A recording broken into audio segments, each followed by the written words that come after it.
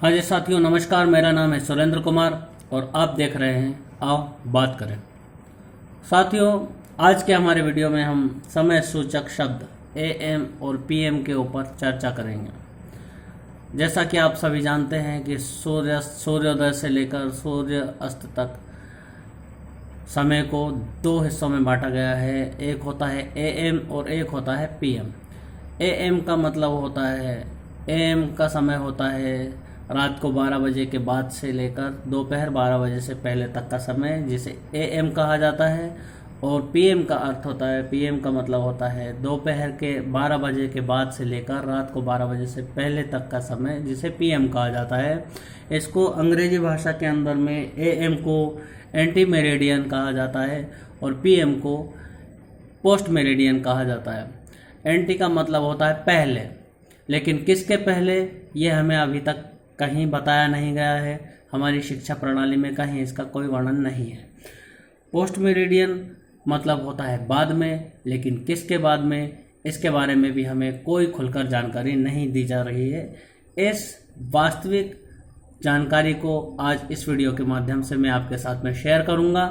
आप मेरे साथ बने रहिए। तो साथियों, हम जब बात करते हैं संस्कृत भाषा की, संस्कृत भाषा विश्व की एकमात्र ऐसी भाषा है जो विश्व में सबसे अधिक प्राचीन है, सबसे अधिक विस्तृत है और सबसे अधिक वैज्ञानिक है। साथियों, आपको ये जानकर काफ़ी हर्ष होगा, बहुत ही उत्साह होगा कि हमारी संस्कृत भाषा को देव भाषा भी कहा गया है, जो हमारे पृथ्वीलोक पर तो अस्तित्व में है ही सही, साथ ही साथ ब्रह्मांड के किसी भी कोने में यदि आप इस भाषा का प्रयोग करते हैं, वहाँ से कोई संदेश भेजते हैं, तो वह हूबहू जैसा का तैसा पृथ्वी पर आता है। यही कारण है कि जिसकी वजह से नासा जैसा अंतरिक्ष अनुशोधन करने वाला अंतरिक्ष अनुसंधान करने वाला संस्था भी संस्कृत भाषा में ही अपने संदेशों का आवागमन पृथ्वी से ब्रह्मांड में करता है और ब्रह्मांडों से संदेश पृथ्वी पर भेजता है। उस भाषा को और उन संदेशों को संस्कृत भाषा के माध्यम से ही आदान प्रदान किया जाता है। तो साथियों, आगे मैं वापस इसी विषय पर आऊँगा जो समय सूचक शब्द हैं एएम और पीएम। एएम को संस्कृत भाषा के अनुसार यदि देखा जाए तो एएम का मतलब होता है आरोहणम मार्तंडस्य, जिसका अर्थ होता है, मार्तंड का मतलब होता है सूर्य, आरोहण का मतलब होता है ऊपर चढ़ना, चढ़ाव करना, ऊपर चढ़ना, ऊपर बढ़ना। जिसको हम समय के दृष्टिकोण से देखा जाए तो रात को 12 बजे के बाद से लेकर दोपहर 12 बजे से पहले तक का समय एएम में गिना जाता है। इस समय में सूर्य ऊपर की ओर चढ़ता है, जिसे आरोहणम मार्तंडस्य संस्कृत में कहा जाता है। उसी को अंग्रेजी भाषा ने कॉपी करके शॉर्ट फॉर्म में एएम कहा है, जो हमें वर्तमान शिक्षा प्रणाली के अनुसार एंटी मेरिडियन और पोस्ट मेरिडियन के रूप में पढ़ाया जाता है। उसी तरह से जो पीएम होता है उसको संस्कृत भाषा के अनुसार पतनम मार्तंडस्य कहा जाता है। पतनम मार्तंडस्य का मतलब होता है, मार्तंड का मतलब होता है सूर्य और पतन का मतलब होता है नीचे की ओर जाना, ढलान की ओर जाना, झुकना। इस तरह के इसमें शब्द जोड़े जा सकते हैं। तो साथियों, दोपहर 12 बजे के बाद से लेकर रात को 12 बजे से पहले तक का समय इस पीएम की श्रेणी में आता है, जिसको हम पतनम मार्तंडस्य संस्कृत में कहा जाता है, लेकिन अंग्रेजी भाषा के अनुसार पीएम कहा जाता है, जिसको हम पोस्ट मेरिडियन कहते हैं, जिसके बारे में हमें ये भी नहीं बताया गया बाद में, लेकिन किसके बाद में, इसके बारे में हमें कोई भी व्याख्या अंग्रेजी भाषा के अंदर नहीं मिलती है। साथियों, यह तो समय सूचक शब्दों का जो व्याख्या थी वह मैंने अंग्रेजी और संस्कृत के हिसाब से अपने शब्दों में कही है, लेकिन साथ ही साथ में मैं इस वीडियो के माध्यम से एक दिशा में और अपने अनुभव का प्रकाश डालना चाहता हूँ। जो अंग्रेजी भाषा के द्वारा हमारी संस्कृत भाषा को अपभ्रंश करके लघुतम रूप में करके हम ही को पढ़ाया जाता है। और हमारे यहाँ के जो लोग हैं वे यही सोचते हैं कि जितना वैज्ञानिक अंग्रेजी है उतनी वैज्ञानिक संस्कृत नहीं है। वास्तविकता ये है साथियों कि संस्कृत इस विश्व की प्रथम ऐसी भाषा है जो इस विश्व में सबसे ज़्यादा प्राचीन है। संस्कृत इस विश्व की प्रथम ऐसी भाषा है जो सबसे ज़्यादा विस्तृत है। संस्कृत भाषा इस विश्व की प्रथम ऐसी भाषा है जो सबसे ज़्यादा शब्दकोश का एकमात्र संग्रह है।